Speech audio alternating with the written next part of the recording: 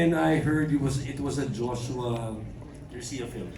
Actually, nasa ano ko nasa it's okay not to be okay. Pero I had one scene and hindi kami magkasama. So when I heard it was a Joshua Garcia film, sabi ko, okay, I wanna work with him. Tapos, of course, on set, first day pa lang, gaang na agad yung set namin eh. I was working with Joshua, Ronnie, and Hart. So sa set pa lang, tinginan pa lang namin, okay. Kumakapa pa rin ako. So eventually, it became, ang dali makuha ng relationships. Ang dali namin nakuha yung relationships because we were just openly discussing our roles. Kung saan kami nagkamali. We openly admit it and we laugh at it. But we make sure that we get it right. Diba? So, and of course with our directors, with the two directors, they make sure we get it right. Kasi kung hindi magagalit si MP. Direct MP. And of course with the young actor, puro revelation, especially Ivana. I was watching you. Kasi yung scenes namin ni Ivana towards the end na mas action na eh. But I was watching you and Josh kanina, di ba gumagano ako sa inyo? It's not, hindi doon sa kissing scene, ha? Hindi sa love scene, ha? Doon sa scene na nasa cemetery sila. I think it was not overacting. It was just right, exacto for that scene. Yung kumbaga tamang timpla yung ano. Kaya ako gumagano. Because sometimes when I watch lalo na pag mga serye ng taas minsan nung, di ba, pag-arte. Ito, tama-tama yung timpla. And I think Josh with the nuances for his character as Teo, nakikita natin yun. Diba?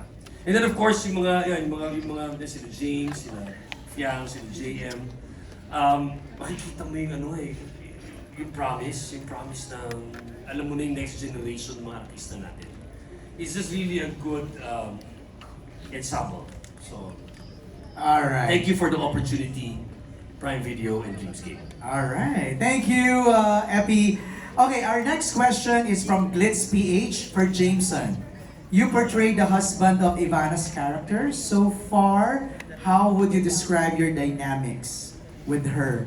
And do you also have intimate scenes together? Intimate scenes, I think you've probably seen its teaser. Paldo.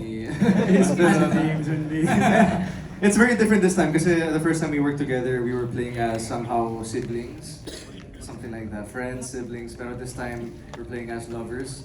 So, ayun, it was a challenge because we look at each other as friends, pero pagdating sa lovers, it was a bit of a challenge nung una. So we had to break the ice while we shot Love Is Never Gone. But So how did you break the ice? with the help ni Direct Manny, he helped us break the ice with the scenes. They were not easy scenes, I would say, pero ayun, they were good scenes overall, and I think it was needed for us to break the ice. Right. Not to spoil muna. Kasi malamang upcoming pa yung mga scenes na yan direct, di ba? Okay. Naku, Ivana, ang next question is for you from Glitz PH. Rate Joshua Garcia's kiss from 1 to 10. 10. Ay, di pa tapos yung question. Sorry. Paldo! Ulit, gusto mo tapusin kayo? Sige pa, Okay. sige, go ahead. Rate Joshua Garcia's kiss from 1 to 10. 10. Ayan, nag-isip pa. Care to explain? Hindi, kasi nakita niyo, di ba, siya yung talagang grabe. Talagang ganun lang ako, tapos siya, ang laki ng bibig niya. Bakit? Tatawa ka, totoo naman eh. Tapos sabi ko, huy, grabe ka na sumipsip yung bibig ko. Yung lipstick ko nawawala. Tapos, ayun, okay naman. Magaling siya. Did you ask for tips from anybody from the set? Direct Manny. Si Direct Manny po kasi ang nag-direct nun. Okay. Grabe. Dinirect niya pati kung paano yung paghalik, ganyan. Nakikinig kami. You really need that. It's choreography, di ba? Siguro it's fair lang that we ask Joshua also. Rate Ivana's kiss from 1 to 10. 9. May room for improvement. Ay! Oh, sige. So next, di ba direct may isa pa? Medyo gag kami dun sa 9, ha? Okay, okay. Kasi hindi ko nabuksan yung bibig ko ng ganun eh. Nagets ko naman. Okay. Okay. Mula kay J of Certified Kapamilya for JM and Fiang, complete the sentence. My love is never gone because...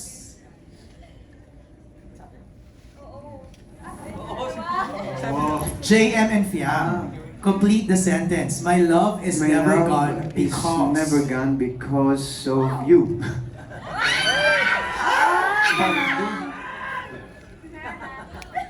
Fiang, ikaw naman. Kaya, Love is never gone because of... Ooh! You! Oh. Of us! Of Oh, yeah, us. So when you say us, meaning... Ha?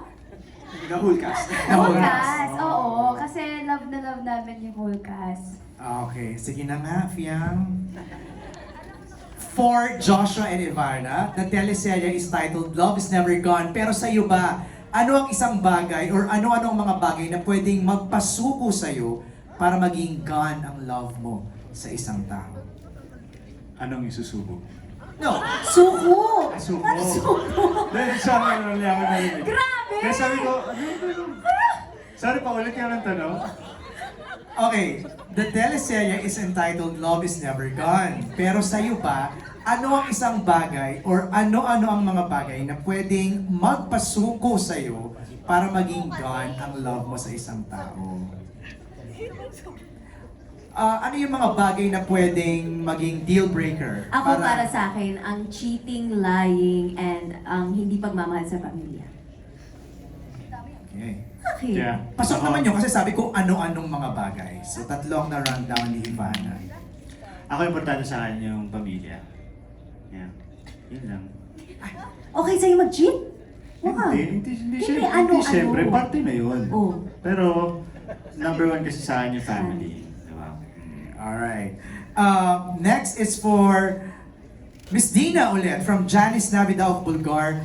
May naging statement ka sa isa sa mga interviews mo na napapagod ka ng gumawa ng mga teleserye. Bakit ka nakumbinsi rito sa Ivana Joshua series? Well, first of all, I really wanted to work with Joshua and I wanted to work with Ivana. I said nga I wanted to meet her.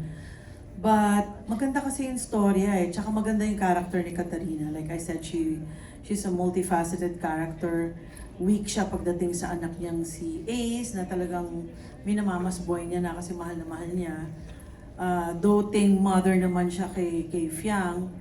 Tapang-tapangan siya kunyari kay Divino, but deep inside naiinis siya. Pero ganun pa rin yung parang statement ni Katarina is, che, public property ka.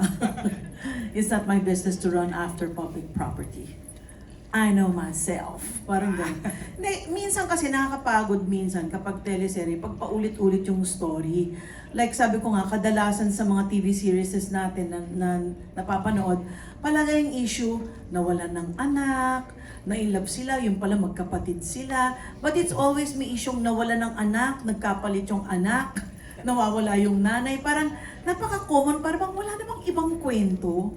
But with this kasi, Love is Never Gone, I love it, di ba? Sinabi ko nga doon sa In the Making, this is more Hollywood than Filipino. Kasi there's a lot of action in it.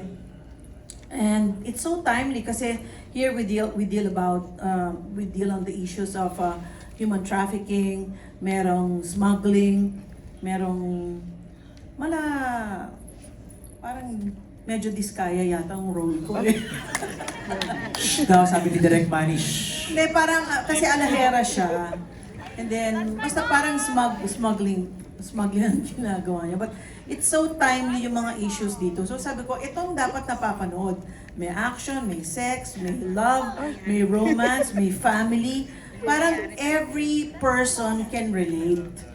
Hindi kayong, hindi naman nawawala yung anak ko, hindi ako makarelate. Ito makaka-relate ka. Lahat ng character, merong isang taong makakapulot ng hugot doon na, ako yan. Tama. Ako yan. Ayan, tsaka sa mga lalaking babaero. Marami makaka-relate dyan. Yun. Alright, thank you, Miss D. Next question is for Joshua. Same pa rin mula kay Janice. Gaano mo nakakilala ngayon si Ivana Alawi after niya mag-shoot sa Morocco? Sobra.